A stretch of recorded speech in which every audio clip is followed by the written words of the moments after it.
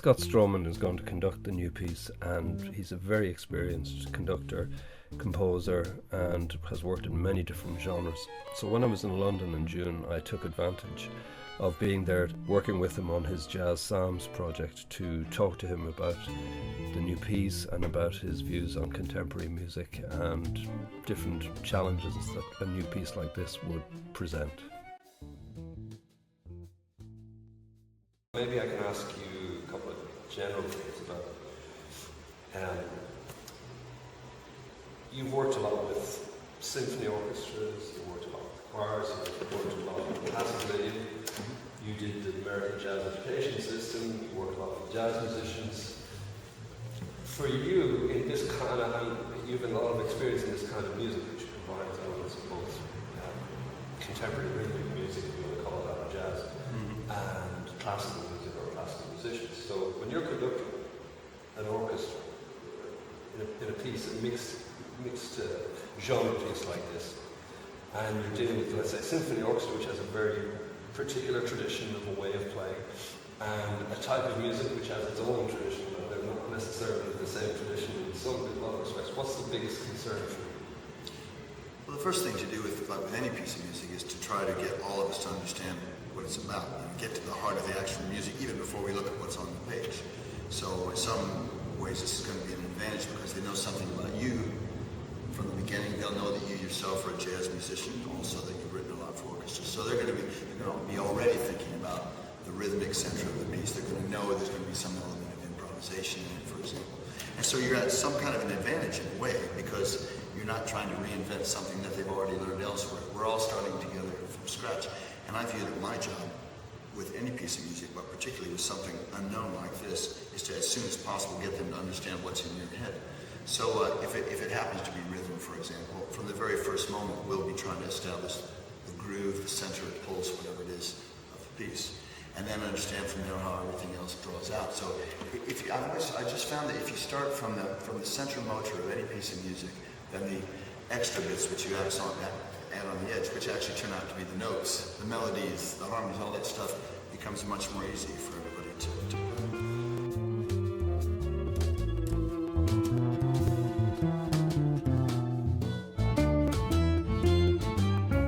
You get to C linear, we have to get from that D flat to a C major. Yeah, you probably did by the end, just so it's absolutely clear. We have to get to that C major. I remember a few years ago talking to the American composer John Adams about this, and about the rhythm in particular, and he made the point that he was talking about a piece of his that he'd written several years earlier, and he said he was doubting whether he would ever write that kind of piece again. It was a very polyrhythmic, multi-rhythmic piece, and he said the reason he probably wouldn't was because, for symphony orchestra, was that he felt he had kind of learned over the years that there was sheer physical space that they inhabit on the stage from the left-hand side of the stage to the right-hand side of the stage made the connecting of the interlocking rhythms almost impossible or incredibly different. Now, it's quite likely that I'm going to write that. In fact, I've already started the piece, so I know I've definitely written some pieces that involve this kind of, or some parts of the piece that involve this kind of thing that he was saying he's now wary of.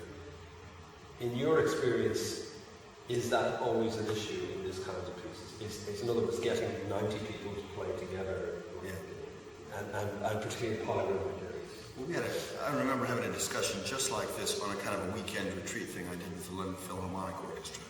And they were talking about this very thing was a big issue between the brass section and the fiddles. And then we were talking about playing Beethoven and Brahms, which they've played thousands of times. But ne'er do they have a chance to talk about it until you're actually sitting there over a coffee trying to discuss the issues of a contemporary symphony orchestra. So it's already difficult for them. They already feel that they have trouble holding themselves together in a repertoire like that. It was written for that sort of ensemble. So yeah, I'm very aware of it. And I think, you yourself are obviously aware of it too, and so is John Adams.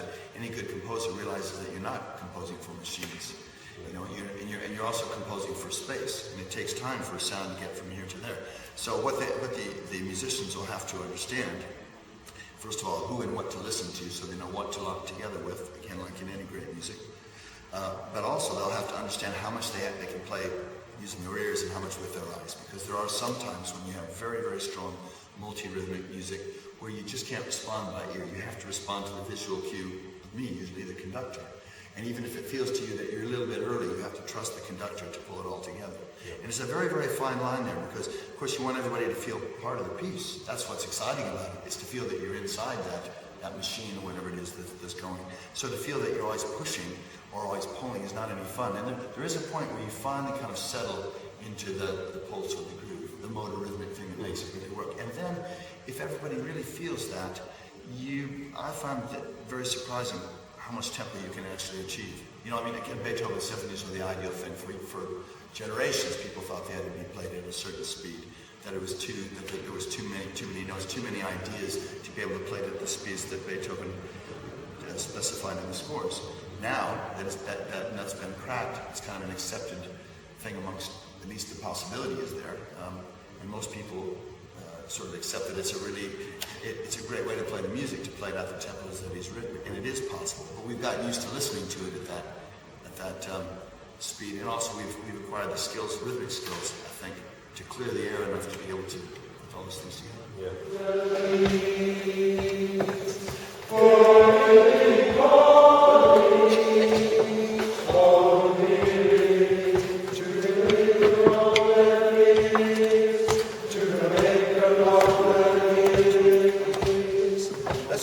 Let's try that once with just the bass and drums, okay? With this piece, of course, we're going to have a soloist, Rick Peckham, and he's going to be playing through an amplifier, which is a very directional thing, in the sense that it's not, it comes straight out of the speakers, and the amplifiers, I don't know, we on the stage, of course, but likelihood is the amplifier will be there, he'll be up the front, the sound will be going out here. He's going to have a very specific rhythmic idea, probably, of where the notes are, him being a jazz musician. Yeah. And do you think that that's going to be a challenging thing for you in terms of being able to marry what's coming out of that amplifier, with the player who's going to have a very clear idea of where the rhythmic aspects of the music are, and then this massive bodies that are in behind it? For me, it's not a problem. The problem is for you. Right. Because you're going to have to try and get all those musicians on that stage to be part of that piece, and so you have to think about, how they're going to hear it. Now if it's okay with you that they don't really hear the soloist and they just sit there and do their job within the ensemble, then I'll put that together like you would in the studio. You go in the studio and everybody does their bit, you layer it up, it all fits together, and then Frank Sinatra comes in and sings over the top of it, or whatever it might be. Well, Frank Sinatra would never do that kind of thing, but somebody comes in and you layer it over the top. If it's a real issue. I've worked with electric guitar before with an orchestra, and you're exactly right. If the guitar's in the front, then they can't really hear the balance, and what they do hear are the guitars coming off the back wall, back to them. So either you have to set up some kind of subtle monitoring situation, which is what I would suggest, so that we got a couple speakers going back into the orchestra, so they can hear it as well. Or else you just tell them to ignore it and play to the beat, which is doing your job, but it's not a very musical approach to it. So it's kind of my problem, really, isn't it? It's too much pressure. It's you and the tech.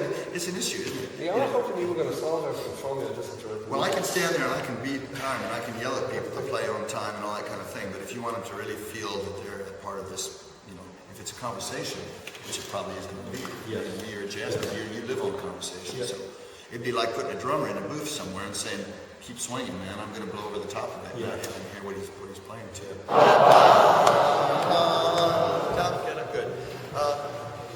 Sing praises to His Majesty, the ruler over all. Sing praises with a bang and every sound. Will you do your bit? Sing praises to His Majesty.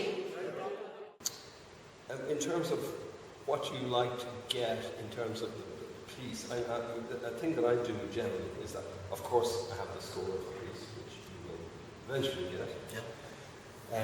And the other option that I always give to people, I'd be interested to see your take on this, but I've always, when I'm writing my music, I always give this an option to the performers, is a MIDI representation of the piece. What's your feeling on it?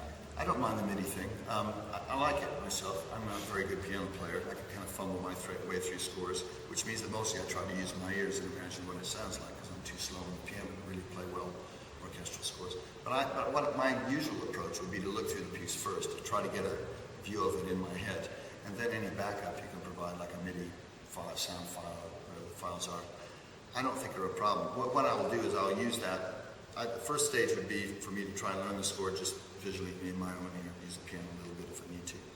And then second would be to go and immerse myself in your MIDI file for a few days, and then put the MIDI file away and hopefully never listen to it again, so that the piece can start to kind of grow and, for live performance in my head and ultimately in yours. Let's be aware, everyone, please, that we might need to move to get into that. Because we've done very rubato at the beginning, and then so we have there will be a bit of silence before praising you in heaven, bound to come.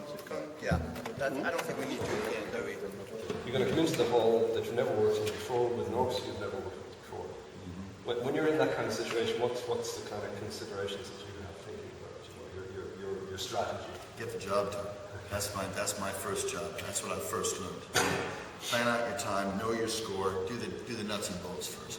If you start to pontificate too much about how we're all going to change the world and what this music's about, I think the basic idea is for each piece to have an idea of what we're trying to achieve here, and then to work through, just like workmen, to kind of put it into place. And then at the end, if we get to the stage where we can start to polish it, it's like building a house. You can stand there all day and talk about what the facade's going to look like. You don't get the foundation done. Forget it. Yeah. So you have to really work hard on getting that foundation done, build everything up, and then you paint the eaves and all that kind of stuff at the end. But a lot of it is purely good planning and ruthless. Like for you, there's going to be a point probably when you're going to want to do something again, and I'm going to have to say, sorry, that's got to, it's always, and I'm a composer myself, so I know this when you think, but, no, because if you get, what I found with my own music in that situation is that if you spend, let's say, an inordinate amount of time on your piece, not that we won't, we plan it perfectly so everybody's happy, but let's say that you get the new piece sounding great, but you leave your Brahms symphony or whatever it is, your piece which you think everybody knows, and it doesn't sound very good. That's going to kill everybody's confidence. And the most important thing they need in the performance is to feel really alert, very confident, because that's going to make a great performance. Yeah. If they go in and you with all the music, if you rehearsed it to death, but somehow there's a kind of a lingering doubt somewhere, it doesn't make any difference. It's not going to be there. So I'd say what I'm saying is it's my job to make sure that we do it in a comfortable, relaxed manner. Just So in the end, I still have to write the music for you. Well, you could just forget that. We could just improvise the whole thing. That's another option. You take the fee and we do the work. How about that? I take the fee, you guys do the work. That's not good.